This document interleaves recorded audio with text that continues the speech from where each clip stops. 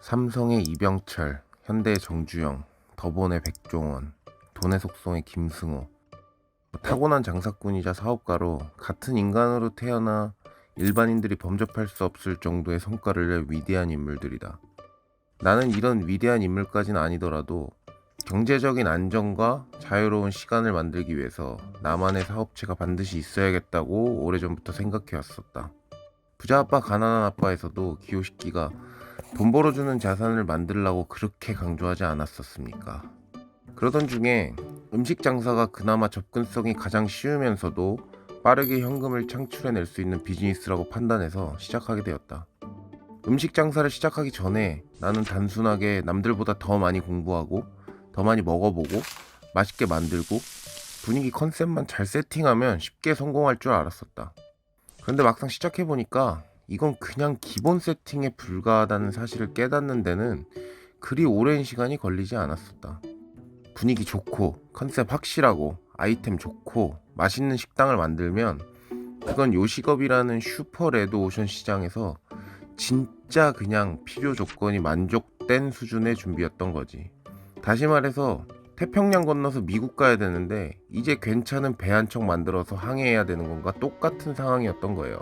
이 망망대해를 항해하기 위해서 배를 컨트롤할 줄 알아야 되는데 그게 바로 식당에서는 운영적인 부분이었던 거죠. 인건비 관리, 식자재 관리, 세금 관리, 노무 관리, 장부 관리, 주변 상인들 관리 등등등 관리할 것의 연속이고 거기에 직접 서빙과 주방일까지 해야 되는 건 보너스.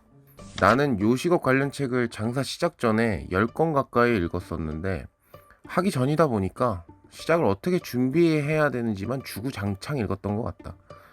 운영에 대해서는 그게 크게 생각하지 않았었는데 솔직히 뭐 하다 보면 되겠지 라는 생각이 좀 컸던 것도 있고 그리고 운영에 대해서 자세하게 나와 있는 책도 별로 없었던 것 같다. 대부분 어떻게 준비하고 마음가짐을 어떻게 잡고 해야 되는지 같은 추상적인 내용들이 많았지 실질적인 운영에 관한 내용은 크게 보지 못했었다.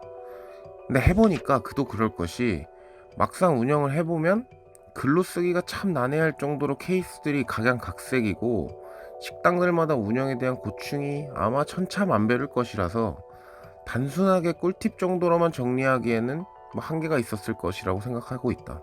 자그마한 식당 하나 운영하는 것도 이렇게나 체크해야 될 부분이 많고 신경 써야 될 부분이 많은데 큰 기업을 이끄는 사람들은 도대체 어떤 사람들일까라는 존경심까지 나오는 요즘이다. 지금 장사를 시작하려고 생각 중이거나 준비하고 있다면 앞으로 내 이야기가 조금이나마 도움이 될 것인데 장사에 대한 굵직한 틀을 이해하고 싶다면 백종원 TV를 보는 게 맞을 거고 정말 현실적인 부분에 대해서 영세한 초보 장사꾼의 이야기를 듣고 싶다면 잘 찾아오셨습니다. 음식 장사는 통상적으로 25% 30% 남긴다고 생각하고 시작하는데 단순히 계산하면 하루 100만원 매출로 뭐 30만원 정도 남긴다고 생각하고 장사를 준비를 시작한다. 근데 과연 그게 그렇게 호락호락 할까? 물론 음식 장사를 잘해서 BP를 넘기게 되면 30%? 그 이상도 남길 수 있는 게 음식 장사다. 그런데 이 치열한 레드오션 시장에서 하루 100만원 파는 게 쉬울까? 그렇게까지 깊이는 생각해보지 않고 시작하는 사람들이 많은 것 같다. 만원짜리 음식 100그릇을 팔아야 매출 100만원인데 하루 100명이 방문하는 식당을 만드는 것이 과연 쉬운 일일까부터 생각해봐야 된다.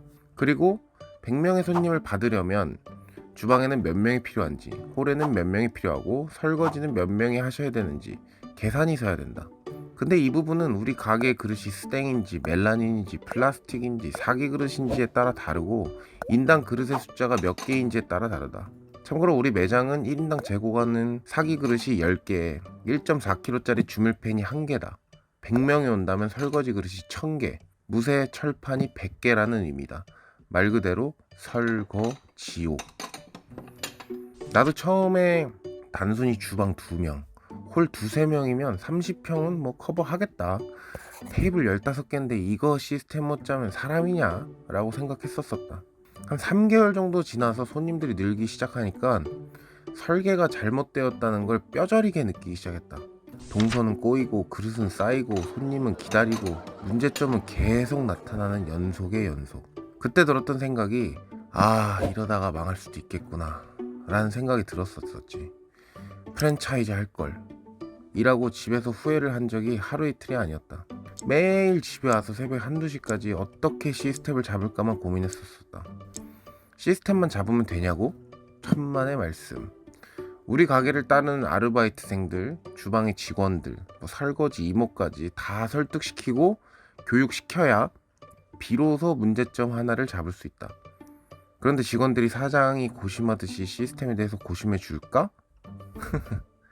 그건 오로지 사장의 커뮤니케이션 능력에 달려있는데 이 부분이 가장 어렵기 때문에 대부분 자영업자분들이 한결같이 사람 관리가 가장 어렵다, 사람 상대하기가 제일 어려워 라고 말하는 것이다. 이 능력은 하루아침에 커지는 부분이 아니라서 1-2분 만에 설명한다고 해결되지 않기 때문에 나중에 한번 자세히 다뤄보기로 하겠다. 유동인구가 많은 곳에 가면 그에 따른 권리금과 월세를 지불해야 되고, 조금 후미진 곳에서 시작한다면 그만큼 가게를 알리기 위해서 더 많은 마케팅 비용이 요구된다. 즉 자리를 어디에 구하느냐에 따라서 전략을 다르게 짜야 된다는 이야기인데, 나는 식당을 차리기 전에 금전적 자원이 많지 않았기 때문에 투자를 선택했다.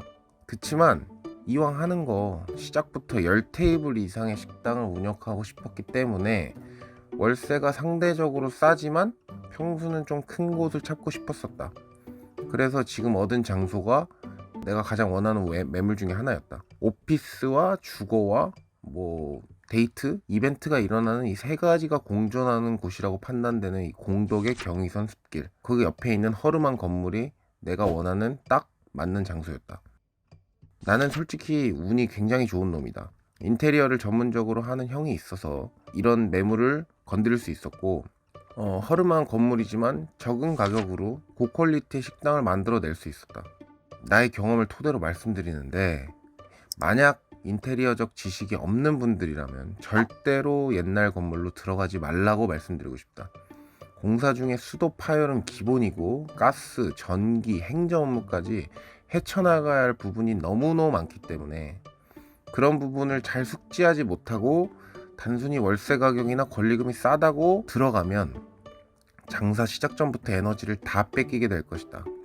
그리고 문제 생겨서 사람 한 번 부르는데 40만원, 50만원씩 까지는 거는 보너스고. 장사 6개월 차, 솔직히 후회가 많이 된다.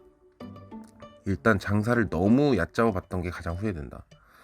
부딪혀보게는 알 수 없는 게 장사긴 하지만 준비 기간에는 시간이 많이 남는데, 그때 세무, 노무, 운영 전략 같은 걸 더 많이 공부해 놨다면 조금은 편하지 않았을까 생각된다. 시작하면 그때 시간 날 때마다 공부하지 라고 생각했던 내 자신이 너무 멍청하게 느껴진다. 이건 확실하다.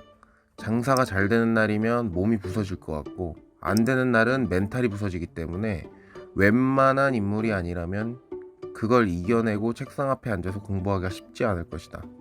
제가 지금까지 한 이야기는 30대 자영업자의 생존기의 서막에 불과하다. 앞으로 들려드리고 싶은 이야기가 너무나 많고, 실질적인 노하우부터 장사에 대한 철학, 태도, 인간관리에 대한 나름의 꿀팁, 이런 것들로 앞으로 얘기해 볼 예정이다. 그래서 저는 많은 시청을 바라면서 여기서 물러나겠습니다.